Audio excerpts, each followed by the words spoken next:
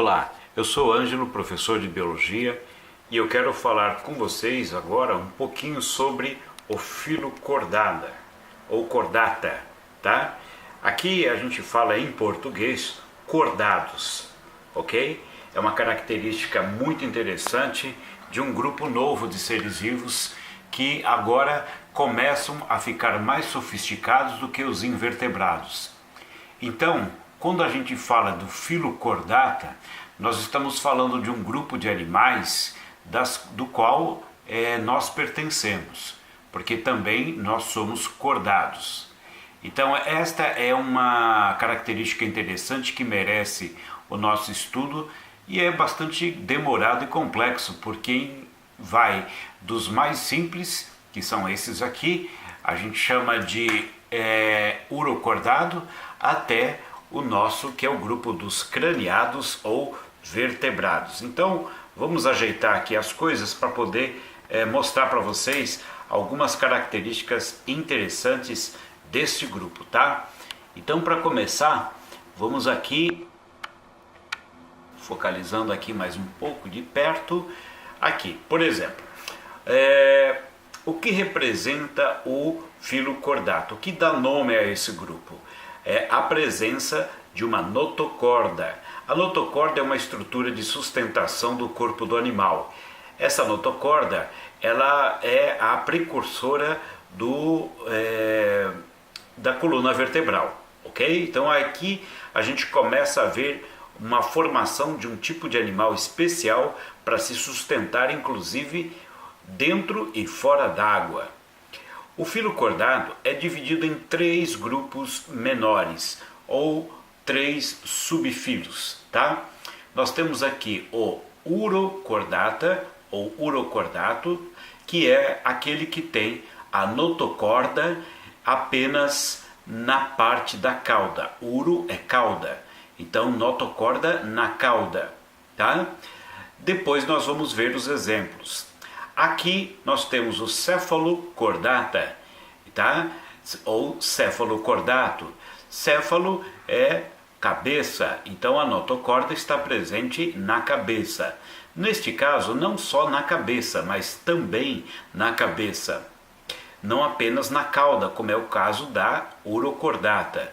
Temos também o craniata ou vertebrata, vertebrados, né, e peixes-bruxas.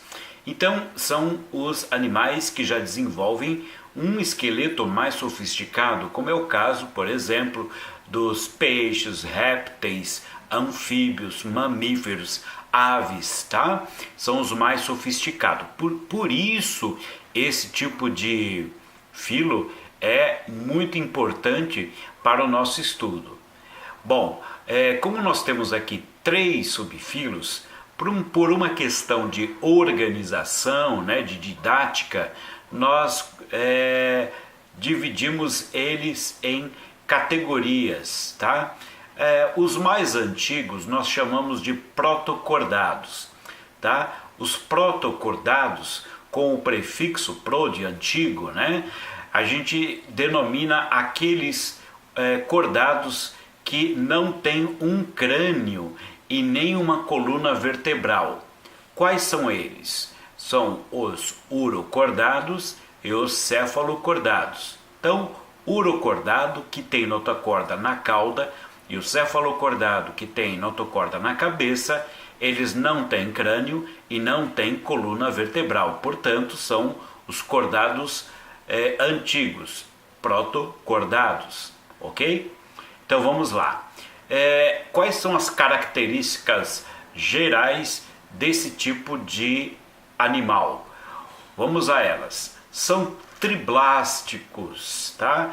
Triblástico quer dizer que possuem 3 tipos de tecido, que a gente chama, um deles a ectoderme, que é a mais externa camada de tecido, tá? A mesoderme, que é uma camada intermediária, e a endoderme, que é a camada interna, endo de dentro, ecto de fora, meso de meio. Então, são 3 camadas de tecido que se formam a partir da sua vida embrionária, tá? Agora, também na por causa inclusive dessa mesoderme, eles acabam sendo celomados. O que é um animal celomado? É um animal que possui uma cavidade interna revestida pela mesoderme. Essa cavidade vai ser importante para o desenvolvimento e organização de suas vísceras mais tarde, né? Outro interessante item é que eles são metamerizados, ou seja, eles têm os corpos, né, segmentados, formados por segmentos. Metâmeros são segmentos, tá? Onde se tem a divisão corporal do animal, tá? Você está acostumado talvez a falar de metâmeros, no caso, por exemplo, dos anelídeos, que são invertebrados. Mas aqui você pode imaginar, por exemplo, um peixe, né? Um filé de um peixe, você percebe que existem riscos brancos entre a musculatura. Aquela segmentação, ela é chamada de metâmero, tá? Ele é cheio de metâmeros, de riscos brancos entre as fibras musculares. Eles também são deuterostômios, tá? Ou seja, eles formam primeiro o ânus e depois a boca durante a sua fase embrionária.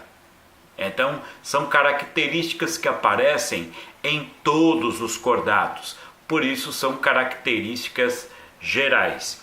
Aqui também a gente pode acrescentar o fato de a maioria das espécies desses, né, a maioria apresentam um endoesqueleto, tá? Pode não apresentar nada, mas a maioria apresenta um endoesqueleto, um sistema circulatório que é fechado, ou seja, o sangue está sempre circulando ou numa veia ou numa artéria, tá?